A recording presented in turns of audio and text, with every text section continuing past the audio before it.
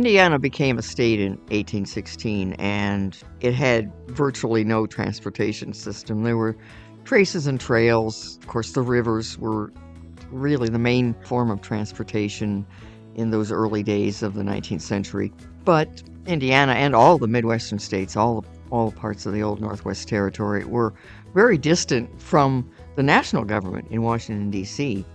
And as early as the late 18th century, President George Washington had a gleam in his eye about building a road that would connect Washington, D.C. to the interior.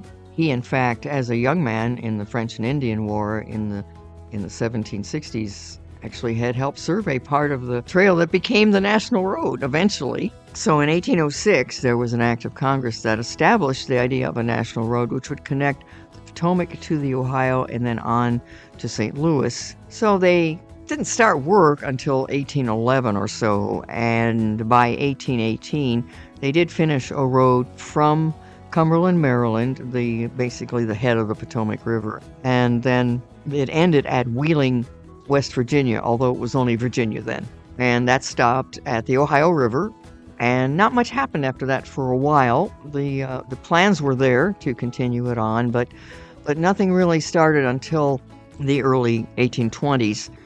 Zane's Trace, however, already existed from Wheeling to Zanesville, and then it went south. That part didn't help.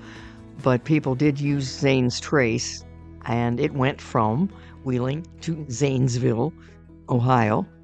Originally, they were going to veer it a little bit southward, but by that time we had states. We had the states of Ohio and Indiana and Illinois, and they wanted to run the road through their state capitals, understandably, and that made a lot of sense. Remember, this being a federally funded road, it was going also to become a post road, so that made extra sense so that the state capitals could communicate more quickly with the feds. So they ran it across Ohio through Columbus on into Indiana. Surveying of Indiana began about 1827 under the supervision of Jonathan Knight. Jonathan Knight, surveyor of the National Road in Indiana, had a town named for him, Knightstown, which still exists in Henry County. At the time they reached Indiana, there were not very many towns that were along the designated route. There was Richmond, right at the border. Richmond had been founded in 1805. Then Centerville existed a little beyond Richmond, and then Indianapolis, which was very new by then. Indianapolis was only platted in 1825, and then Terre Haute on the Wabash River. So those were really the only 4 towns that were established. So the National Road connected those up and went on, of course, into Illinois to Vandalia, intended to go on to St. Louis. Not much made it past Vandalia. So in Indiana, Jonathan Knight did his surveys, and they were completed about 1829, at which point they were building the road throughout the 1830s, and by dates vary on this, roughly 1835, it was definitely completed from Richmond to Indianapolis. From Indianapolis to Terre Haute, sources vary. Some say it never got beyond a trail in some places. And the farther west you go in Indiana toward Terre Haute, the hillier it gets, the more creeks, the more difficult to build the road. So that's more likely the truth, because every time you had a creek, you had to have some way of crossing it. Some of the creeks were shallow enough they could establish fords, strengthen the banks and so forth, because remember, we had Conestoga wagons and large herds of hogs. Now those were going against each other. The Conestoga wagons, the surface would be kind of smoothed out by their weight, but then here come the hogs and the cattle being herded, and that would really tear up the road too. The right-of-way of the National Road was established to be 80 feet wide, but only the middle 30 feet of it was set up to be paved with the federal funds. Paving is not what we think of as paving today by any means. It was macadam, which was a form of gravel which was enhanced a bit with water and mud to cement it together. That probably did not hold up well with the hogs and the cattle and the Conestoga wagons and so forth. But that was the plan. It did not make it all the way to Terre Haute in that fashion, but there was something. As the road was being built along the way, towns would pop up. Now they weren't platted as such originally. What would happen is a blacksmith shop or a wagon shop would be set up because that was the greatest need. People were coming and Their wheels would fall off, axle would break or something, and they needed someplace to have that repaired. Well, people would stop there. Somebody got the idea, well, let's put up a tavern. Well, we could use a general store. So there you are. Already you have 2 or 3 businesses set up, and subsequently more businesses would come, and suddenly you'd have a town. Of course, inns were set up, maybe just a place so you could shelter your horses or oxen, and maybe get a bed for a night for a change rather than sleeping in your wagon, something like that. By about the mid-1830s, late 1830s, it was done. Few federal funds coming in by then. Politics changed, and the political climate kept changing. Okay, we'll give you some funds this session, but not the next session. So it was very piecemeal funding, and consequently very piecemeal building after that. Finally, they gave up. The U.S. government gave up, and in 1848, they officially turned over the running of the road to the states. If there were any improvements to be made, because the road was still very much in use, the 19th century national roads heyday would have been the 1830s and 1840s on into the 1850s. But who was going to maintain these roads, which were obviously being torn up on a regular basis? What the state did, was contract with private contractors, and they would set up plank roads. True road improvement initially started with plank roads. Those were not an Indiana invention, but there was an Indiana man, Robert Dale Owen, who promoted plank roads extensively. So in consequence, Indiana had a lot of plank roads throughout the state. Part of the Mammoth Internal Improvements Act back in 1836 set up state roads. So a lot of the state roads today actually are based on those old routes. For instance, from Indianapolis to Fort Wayne, say, present-day 37 is essentially the old State Road 1. They considered the National Road State Road 2, especially once the federal government turned it over entirely to the states. That made sense. That was a state road also, so they treated it in the same manner. In the 1850s, several portions of the National Road were planked, particularly west of Indianapolis. Putnam County had quite a large extension of it. But what was also starting to happen in the 1850s was railroads. And one of the earliest railroads in Indiana basically paralleled the National Road. Not putting it out of business exactly, but certainly as a long-distance thoroughfare. If people were going to go a long distance, they would take the railroad, especially when you had one right along the same way. So the National Road reverted to sort of a series of local roads. After the Civil War, there was a big boom in gravel roads. So again, run similarly to the plank roads, they would contract with private companies and they would improve a road with gravel, and then they could set up a toll road on it. And these were the pikes across the road.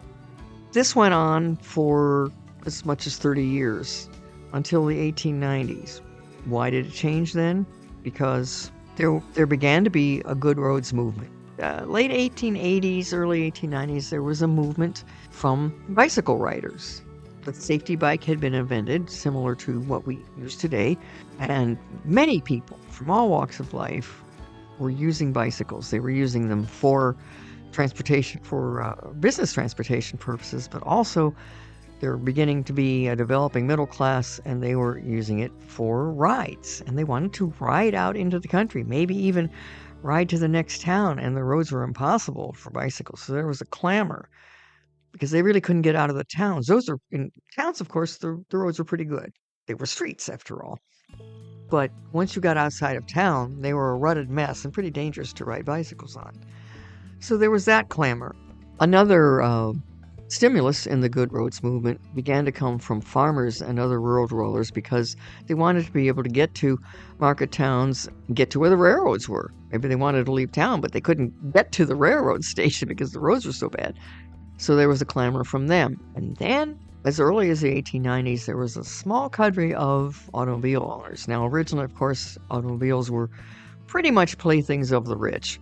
But as prices got lower, as lower-priced models were made, and there was, again, a rising middle class, more and more people were driving automobiles. But the real thing that changed the good roads movement from a bicycle-driven movement to an automobile-driven movement was the Model T. The Model T was a very affordable vehicle. Farmers embraced it mightily. One of the reasons was they used the engine. And they would take the the wheel off the Model T and used that to power other of their equipment. A lot of people were driving Model Ts, so a lot of people were suddenly getting out of their nearby environs, and they didn't have the roads for it, so they were clamoring for good roads. The National Road was so deserted, except as just a local road, that there were parts of the National Road in which cows were pastured. As soon as this clamor began, there began to be a clamor for improving the road. In the 1890s, all the toll roads were required to go free, and the state took over the maintenance of these roads. Same with the National Road, so there was this clamor for highways that really went long distances. There was a movement, there began to be a movement for private funding of long-distance highways. Of course, Carl Fisher from Indianapolis got the Lincoln Highway going. That was just one. There were several others, and one of them decided to use the route of the National Road, and it was called the National Old Trails Highway, or National Old Trails Road. It varied a bit in name. There's even a building in Indianapolis that's still there. It's called the Old Trails Building. That's where their headquarters was. And of course, it is indeed right on Washington Street, which is the National Road, which is US 40 through downtown Indianapolis. So that became the National Old Trails Road in the teens. So this was going great guns. And then the war came along, World War I. Everything stood still for a while. But after World War I was over, it just went berserk. So the feds decided to get in on it, and there was federal funding available for improved highways. But what you had to do, what each state had to do, was designate what they called main market highways. And of course, the National Road, or National Old Trails Highway, was one of those. It was a major road. And of course, this didn't begin and end at the border of each border of Indiana. These did continue on into other states. So the National Old Trails Highway was one of the main market roads. There were 5 established in the early 20s by the state of Indiana. So they were able to get some federal funding to improve them. So they started to pave in the 1920s, what we would think of as pavement today. They started to build bypasses. There's a section of the old National Road east of Knightstown, which goes south of the present road. But the present route that we know of as US 40 today, that was done in the 1920s. That bypassed 2 small towns, Ray'sville and Ogden. You can still take that section of road. It's still intact, but it's just a small 2-lane road.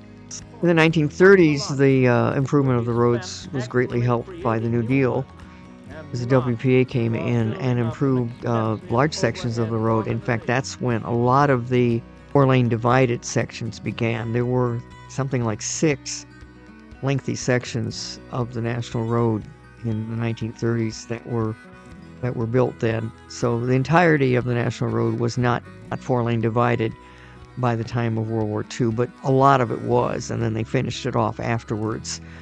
So a lot of the early bridges, of course, the earliest bridges were timber. They were often covered bridges. There was a massive covered bridge that crossed the Whitewater River at Richmond and the White River in Indianapolis, which was there until 1913, and one, of course, that crossed the Wabash River at Terre Haute. Other bridges were necessary, of course, but those were timber frame. And as far as I know, they were not covered bridges, but they were obviously inadequate for automobile traffic. So in the 20s, a lot of these were replaced. Many of them were replaced with these sleek new concrete bridges and very stylish concrete bridges. There was a bridge designer called Daniel Luton who did several of these bridges in Indiana. A lot of them were in Putnam County, and they do still exist, although unfortunately they have been bypassed because these were only 2-lane bridges. But they do still exist, and those sections of the road, in most cases that have been bypassed, you can still drive them. Most of the National Road today, most of the National Road original route is still drivable today. But that's what they were doing in the 20s. And also they began to bypass some, besides Ray'sville and Ogden, as I mentioned, east of Knightstown, they began to consider building bypasses around the main parts of downtown, although less so on the National Road than they did on other major roads.